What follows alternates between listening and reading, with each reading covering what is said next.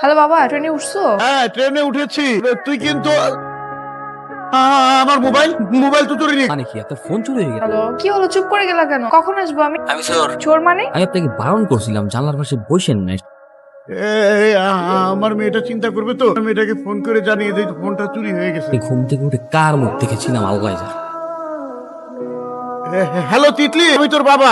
কি আমার মোবাইলটা না চুরি হয়ে গেছে। বাবা ফোন কিভাবে নিল? এই শোন, তুই 4টার দিকে স্টেশনে চলে আসিস। তখন মোবাইল কিভাবে নিল কি হইলো তোকে পরে বলবো। ঠিক আছে। হ্যালো, আমার বাবা কি করছে? আপনার বাবা আর আমি একসাথে নাক ডেকে একটু আমার বাবার দিকে খেয়াল রাখবেন, হ্যাঁ? ওয়াশরুমে যেতে সঙ্গে সঙ্গে যাবেন। মনে হচ্ছে আমার শ্বশুর। হ্যালো, কিছু বলছেন না যে? আচ্ছা আমি স্টেশনে আসতেছি, আপনি ট্রেন থেকে নেমে গেলে আমাকে একটা কল করবেন। ঠিক আছে। এত লেট হলো কি করে? ট্রেন লেট করছে রে মা। তুমি ফোনটা কি করে হারালে? কি ঠিক রাখতে পারো না? কি করে বলবো, হারাই গেলে তো কিছু করার নাই। আচ্ছা যাই হোক, চলো। আজব তো, সামনে একটা ধন্যবাদটুকু দিয়ে গেল না। মা কেমন আছো? আমি ভালোই আছি। একটু ভালো নয়। তুই যে 5 দিন বাসায় ছিলি না, 5 দিনের একদিনও সে ঠিক মতো ওষুধ খায়নি নিয়ম কানুনের। মা এসব কথা আর কতবার শুনতে হবে বলো? তোমাকে কি সুস্থ হতে হবে না বলো? তুমি কি ডাক্তারের কথা শুনবে না? আমার এত এত ওষুধ খেতে আর ভালো লাগে না। এই বিছানায় শুয়ে থাকতে আর কত ভালো লাগে বল। আমি গ্রাজুয়েশনটা কমপ্লিট করি, আবার একটা ভালো জব নিই, দেন আমি এটা আমার বউয়ের সাথে দিন রাত 24টা ঘন্টা তুমি করো।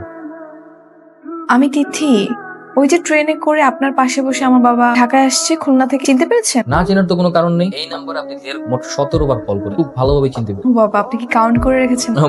সিলিমি। আচ্ছা বাদ দিন, আপনারা ঠিক মতো বাসায় পৌঁছে? হ্যাঁ, একটু আগেই আসলাম। আসলে সরি, হ্যাঁ আপনার সঙ্গে না তখন কথা বলা হয়নি, একটু ধন্যবাদও দেওয়া হয়, অন্য টেনশনে ছিলাম তো। না না, it's okay, I don't mind. আর এমনিতেও সুন্দরী মেয়েদের ভুল হলে সেটা মনে রাখতে হবে। বললেন? কিছু না, এমনি।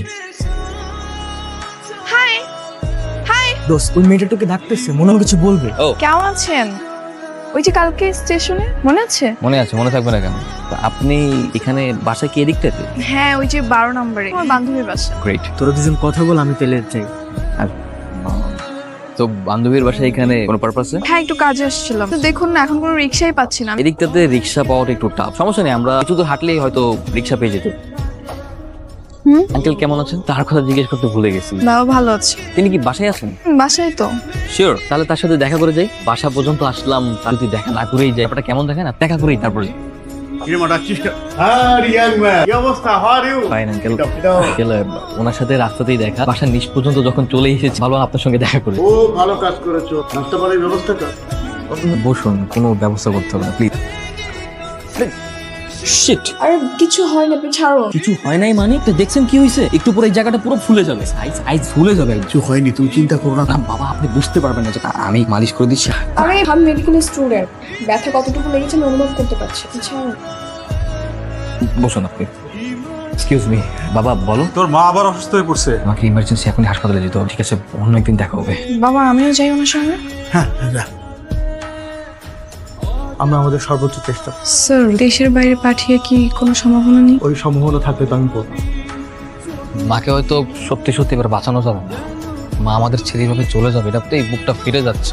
ধৈর্য ধরুন স্যার, আমাকে ডেকে নিয়ে তাই বললো। আমার মাটাও চলে গেছে, ভাবলে খুব কষ্ট হয়। আমরা শুরু তো বুঝতেই পারি, শুরু তো বুঝতে পারলে হয়তো কিছুটা করতে পারতাম। আন্টি কতদিন ধরে অসুস্থ? অনেকদিন ধরে আমাদেরকে কোনো কিছু বলেও নাই, সবকিছু সবসময় চেপে রাখতো। সমস্যা নেই, টেনশন করবেন না।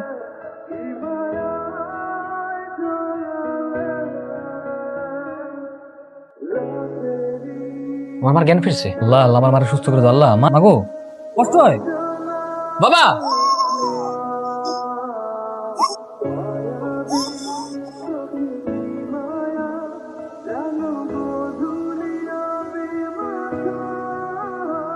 হ্যাঁ আচ্ছা ঠিক আছে, ওই 3টের সময় চলে আসলেই হবে। মা তিথি, তুই কি হাসপাতালে যাচ্ছিস না? হ্যাঁ বাবা, আজকে রুদ্রের মাকে রিলিজ করে বাড়িতে নিয়ে যাবে। ও আমারও তো যাওয়া উচিত, কিন্তু বাসায় তো মেহমান আসে। তো সমস্যা নেই, আমি যাই, তোমার যেতে হবে না। না না, কাজ কর, প্রাসাদ দরকার। এদিকে আমি মেহমান সামলিয়ে বরঞ্চ হাসপাতালে আনতে যাও। তাও হয়। ঠিক আছে। রুদ্র, অ্যাম্বুলেন্সে কি আমার জায়গা হবে না কাছে যেতে হবে? জায়গা হবে না, অ্যাম্বুলেন্সে তো অনেক জায়গা আছে। শোন, অ্যাম্বুলেন্সের ড্রাইভারে খুব আস্তে চালাইতে বলবি, নাহলে তোর মায়ের কষ্ট হবে। আঙ্কেল নাকি সবকিছুই বলা। আসসালামু আলাইকুম আঙ্কেল। ওয়ালাইকুম সালাম, কেমন আছেন? এই তো আছি বাবা। ঠিক আছে, তোমার আব্বাকে বলো আমার ঝামেলাটা শেষ হলে আমি ওনার সাথে দেখা করবো। আচ্ছা ঠিক আছে। বাবা বাবা বাবা বাবা চোখ খোলো, আবার চোখ খোলো। আসিফ তাদের অ্যাম্বুলেন্স ব্যবস্থা কর, বাবার হাসপাতালে নিতে হবে। আগেই মরে যায়, হসপিটালে নিয়ে কোনো লাভ হবে না। দাঁড়া বাবা, তুমি আমার মারা গেছি পারো না বাবা। বাবা, তুমি খালি চোখ খোলা রাখো বাবা। বাবা বাবা বাবা কথা বলো বাবা।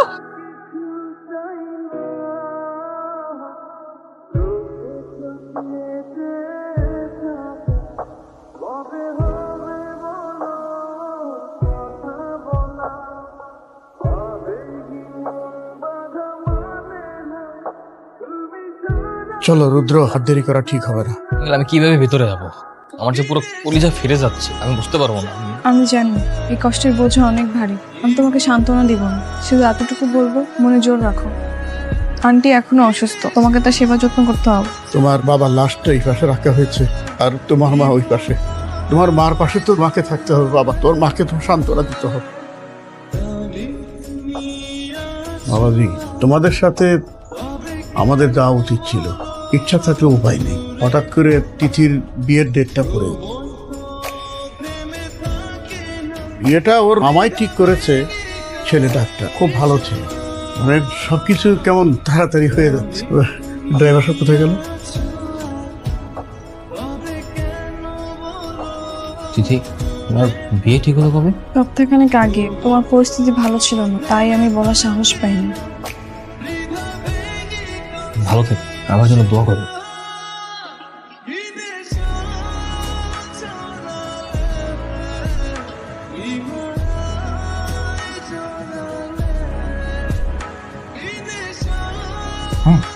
আমি গ্রাজুয়েশনটা কমপ্লিট করি, একটা ভালো জব নেই, দিনে মেটে দিই, তারপর আমার বউয়ের সাথে দিন রাত 24টা ঘন্টা তুমি করবে। আরো কয়েক বছর, ততদিনে দেখবি আমার কবরের মাটিও সমান হয়ে গেছে। মরার আগে অন্তত ওই তিথির মতো একটা বউ তোর জন্য আমি বাসায় নিয়ে আসবো। বারবার শুধু মরার কথা বলো কেন?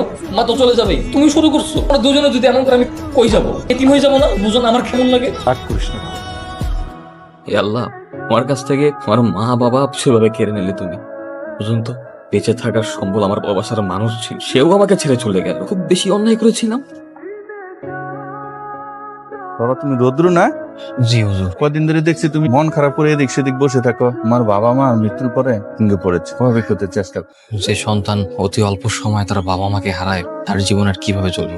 দেখো, আমাদের নবী করিম সাল্লাল্লাহু আলাইহি সাল্লাম জন্মের আগে ওর বাবাকে হারিয়েছে, এর 5 বছর পরে ওনার মাকে হারিয়েছে। আসলে জন্ম মৃত্যু এটা আল্লাহর হাতে। আল্লাহ পাক আমাদেরকে পাঠিয়েছেন, আল্লাহ পাক আমাদের নিয়ে যাবে। কঠিন সিদ্ধান্ত আমাদের মানতে হবে, নিজেকে এবার না দিয়ে স্বাভাবিক হতে চেষ্টা করবো।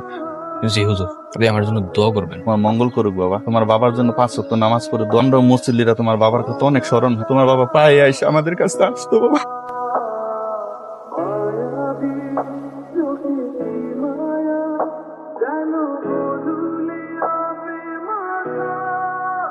বারো নম্বর রুটে যাবা? চলো, ভাড়া কত? ভাইয়া, আপনি রুদ্রর ফ্রেন্ড না? হ্যাঁ, আপনি তিথি তাই না? হ্যাঁ। ভাইয়া, রুদ্র কোথায়? আমি না ওকে খুঁজে পাচ্ছি না কোথাও। সেই যে আন্টি গ্রামে গেল, তারপর আর কোনো যোগাযোগ হয়নি। ওর নাম্বারটাও ও আমাকে বলেছিল জানাবে, কিছুই করলো না। প্রায় কয়েক বছরই তো হয়ে যাচ্ছে, আমি ওর কোনো খোঁজ পাচ্ছি না। সে যে বাবা মারা যাওয়ার 1 মাস পরে, তারপর থেকে ওর আর কোনো খোঁজই পাইনি। ওর নাম্বারটা তো বন্ধ, যোগাযোগ করার কি কোনো ব্যবস্থা নেই? সত্যি বলতে ও আপনাকে অনেক বেশি ভালোবাসতো। হুট করে ওর মার অসুস্থতার কারণে কত কেউ আপনাকে বলতে পারছে, এরকম পরিস্থিতি হয়ে ওঠে। আঙ্কেল আন্টির শেষ বিদায়ের সময় তো আপনার বিয়ে হয়ে গেল, তোমার সেই কষ্টে দূরে কোথাও হারিয়ে।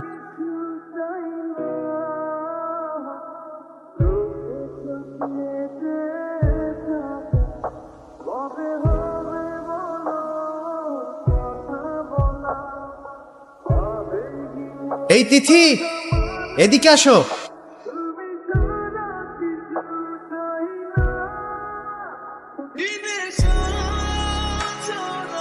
তিথি, কেমন আছো? আমি ভালো আছি। আমার তো বিশ্বাসই হচ্ছে না, তোমাকে আমি সামনাসামনি দেখতে পাচ্ছি। তোমার মেয়ে না? মাশাআল্লাহ, খুব সুন্দর, একদম তোমার মতোই। হাজবেন্ড একদম পুরো পিওর জেন্টলম্যান। তিথি, এই নি ফ্রেন্ড, তিথির অনেক আগের বন্ধু।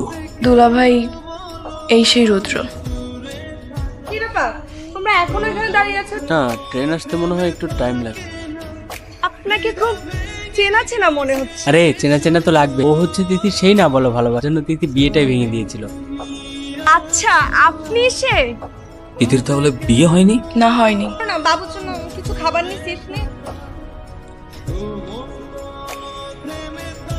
সত্যি তুমি বিয়েটা ভেঙে দিয়েছো? তো কি করব, বিয়ে না ভেঙে তো আর কোনো উপায় ছিল না। আমি এমন একটা বাবা মানুষকে ভালোবাসলাম যে আমাকে ভালোবাসলো ঠিকই, কিন্তু বলতে আর পারলো না। একবার বলতে তো পারতা রুদ্র। দেখো দিদি, বাস্তবতা অনেক কঠিন। ভালোবাসলেও সেই সময়টাতে ভালোবাসি বলার মতো সিচুয়েশন ছিল। ছেলেটার মা মৃত্যুসজ্জায় ছিল। দিন রাত 24টা ঘন্টা ছেলেটার মায়ের মৃত্যু ভয়ে তার দিন কাটতো। ভাগ্যের কি নির্মম পরিহাস দেয়, ছেলেটার মায়ের আগে তার বাবা চলে যায়। ঠিক সেই সময় তোমার বাবা এসে বলে তোমার বিয়ে ঠিক হয়ে গেছে। তখন সেই ছেলেটার কি বা করার ছিল? তাই বলে এভাবে হারিয়ে যাবা? যাকে ভালোবাসি তাকেই যদি না পাই, থেকেই বা কি করবো? তুমি জানো না রুদ্র, তুমি হারিয়ে যাওয়ার পর আমি তোমাকে প্রত্যেকটা সেকেন্ড, প্রত্যেকটা মিনিট কতটা মিস করেছি। তোমার কি একবার ওই তিথির কথা মনে পড়েনি? আমি হয়তো তোমাকে বলতে পারিনি, কিন্তু আমার একটা আত্মবিশ্বাস ছিল কোনো না কোনো দিন আমি তোমাকে পেয়ে যাব। আর সেই জন্য আমি এখনো বিয়েই করিনি। সৃষ্টিকর্তা বড়ই দয়াবান। তিনি আমার প্রতি নির্দয় হতে পারতেন, কিন্তু তিনি নির্দয় নন। জীবনের সবকিছু হারিয়ে ছেলেটা যখন সৃষ্টিকর্তার কাছে বারবার মুক্তি চাইতো, অতঃপর সৃষ্টিকর্তা তার ডাক শুনে। দেখো, আমার জীবনের সবকিছু সৃষ্টিকর্তা কেড়ে নিলেও বেঁচে থাকার জন্য আমার ভালোবাসার মানুষকে তিনি আবার ফিরিয়ে দিয়েছেন। রুদ্র, আমি কি তোমাকে একটু জড়িয়ে ধরতে পারি?